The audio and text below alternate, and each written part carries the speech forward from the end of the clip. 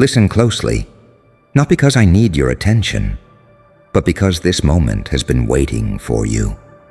They didn't just watch you, they fed on you.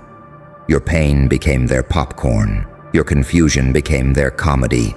Your silence became a stage where they felt powerful, important, alive. They turned you into entertainment. Every stumble, you felt it. Every laugh behind your back, you heard it, even when they thought you didn't. Every whisper, every screenshot, every smug little smile that said, "Look at them, look how weak they are." And you did something dangerous. You stayed quiet, not because you were broken, not because you were afraid, but because you were watching. See, clowns always assume silence means surrender. Predators mistake patience for weakness, and people who mock pain never imagine the pain is learning. They thought they were the audience. They never realized they were on stage. Let me tell you something they don't understand. When people turn your suffering into a show, they sign a contract with karma, and karma doesn't do refunds. You see, the universe has a sense of humor darker than mine. It lets people laugh first. It lets them feel clever. It lets them feel untouchable. And then, when they're most comfortable, it pulls the rug with surgical precision, not loud, not dramatic, inevitable. You were mocked because you were different. You were targeted because you were visible. You were laughed at because they couldn't control you, only narrate you. So they created a story where you were the joke. But here's the twist they never saw coming. While they were talking, you were transforming. Pain sharpened you. Humiliation stripped illusions away. Isolation taught you who you are without applause. You learned to breathe in chaos, to smile without permission, to stand still while storms revealed who was real and who was just noise. They thought you were being crushed, you were being forged, and now?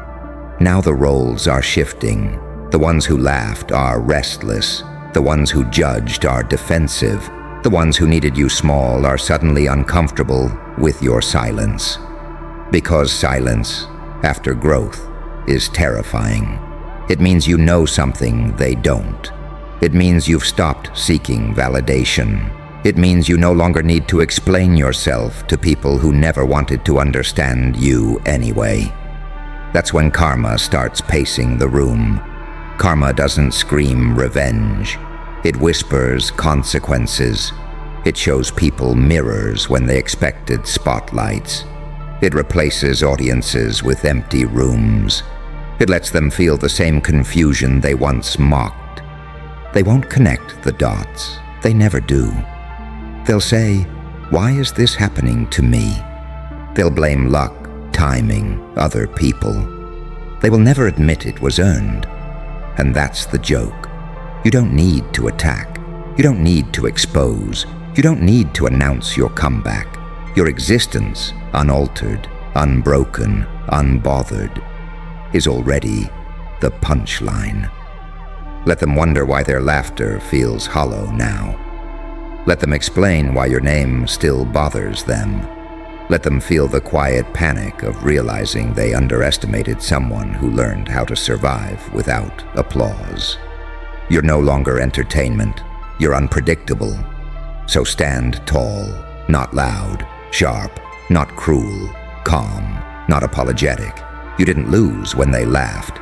They lost the moment they needed your pain to feel powerful. And karma is already on its way. Not angry, not rushed, just smiling, like it knows how this ends.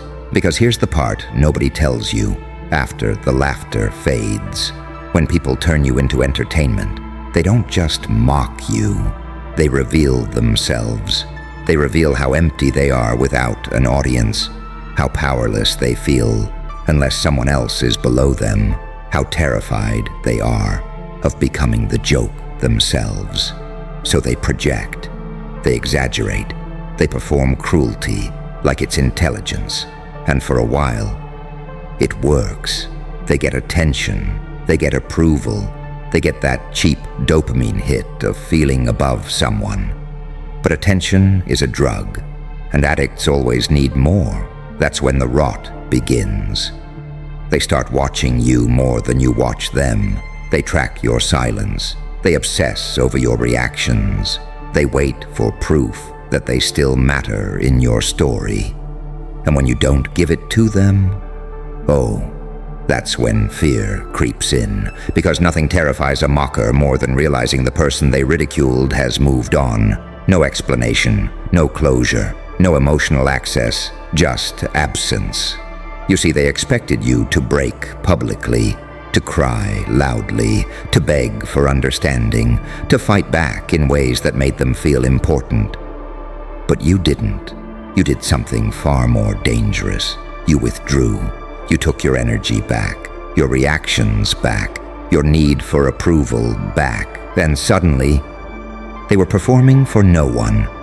That's when karma sharpens the blade, not with fire, not with explosions, with time. Time exposes patterns. Time strips masks. Time forces people to sit alone with the version of themselves they created. The funny one becomes insecure. The loud one becomes irrelevant. The cruel one becomes surrounded by people who don't trust them. Because eventually, everyone realizes if they could laugh at your pain, they could do it to mine. And isolation is karma's favorite classroom. Meanwhile, you start walking differently. Not faster, not slower, heavier, like someone who knows they survived something that was meant to erase them. You don't crave validation anymore.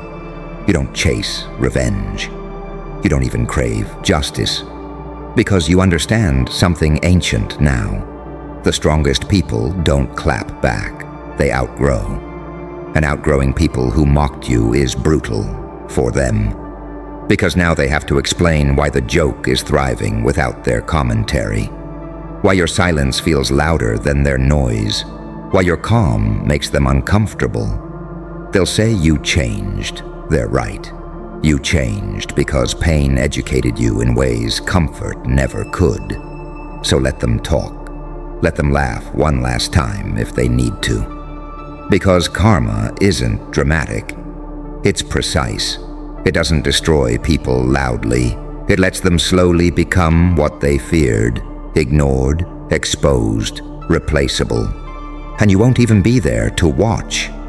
That's the final twist. You were never meant to be entertainment. You were the lesson. And class is almost over. Good. Now we go past the point where most people stop listening. Into the part where truth starts to hurt them instead of you. Because after karma begins its work, something even stranger happens. They try to rewrite history. They'll say they were just joking. They'll say you were too sensitive. They'll pretend they supported you all along. They'll suddenly speak your name with familiarity, like they didn't once spit it out as a punchline. That's not guilt. That's panic. Panic is what people feel when they sense the power dynamic has flipped, and they can't flip it back. See, mockery only works when the target still cares. The moment you stopped caring, their jokes lost oxygen. The moment you stopped reacting, their audience got bored. And the moment you started becoming, they realized something terrifying. They bet against the wrong person. You carry a kind of calm now that can't be faked. It's not confidence from praise. It's not bravado from validation. It's the calm of someone who has already been humiliated and lived. That's why nothing they say lands anymore. That's why their words feel small. That's why their opinions bounce off you like static. You already survived the worst version of their judgment. Everything else is just noise. And here's the cruel beauty of it all. Karma doesn't need you to do anything. Your growth alone is punishment. Every win you keep quiet about. Every boundary you enforce without explanation. Every time you refuse to engage in their circus. It reminds them they never had control, only access, and access has been revoked. They'll feel it in subtle ways, when conversations dry up, when people stop laughing as hard, when their cruelty no longer feels clever, but awkward. They'll sense something slipping, relevance, influence, power, and they won't know how to get it back. Because the one person who gave their performance meaning has walked off the stage. You see, the Joker was never the clown. The Joker was the mirror. And mirrors don't chase people. They just reflect what's there until people can't stand looking anymore. So let them keep pretending they're winning. Let them keep recycling old jokes. Let them keep talking about a version of you that no longer exists. That version was born to be consumed. This one is untouchable. You don't need revenge. You don't need closure. You don't need an apology that would come too late anyway. You have something far rarer. Peace earned through fire. And when karma finally finishes, when the laughter fully dies out, when they're left with nothing but the echo of their own cruelty, you won't smile. You won't gloat. You'll simply keep walking, because the most devastating thing you can do to people who turned you into entertainment is prove you were never here for their amusement. You were here to survive, evolve, and disappear from their reach. And that's the joke they'll never recover from.